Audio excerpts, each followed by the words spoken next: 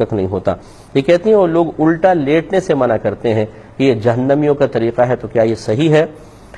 نبی کریم صلی اللہ علیہ وسلم نے بالکل حضرت ابو ہریرہ رضی اللہ تعالی عنہ کو الٹا لیٹے ہوئے دیکھا تو آپ نے ہلکے سے پاؤں سے ٹچ فرمایا اور کہا ابو ہریرہ اس طرح نہ لیٹو، اس طرح لیٹنا جہنمیوں کا طریقہ ہے.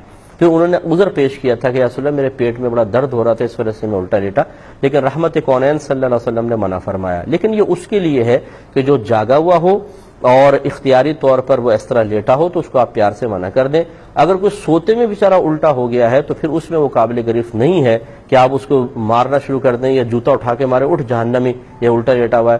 ایسا نہیں ہے. اس کو مطلب کروٹ بھی نہ دلوائیں کہ ہو سکتا ہے کہ وہ جاگ جائے پھر خواہ لڑائی جھگڑا کرے، تو وہ اس وقت وہ مکلف نہیں ہے بیچارہ، اس لیے الٹا لیٹا کے سو گیا ہے تو کوئی حرج نہیں ہے. ہاں یہ ہے کہ اس کو تلقین کرتے رہیں کہ جب کوئی چیز بار بار ذہن میں آتی ہے تو حالت غنودگی میں بھی گائیڈ لائن دیتی ہے تو سوتے ہوئے شاید کروٹ وغیرہ لے لے گا.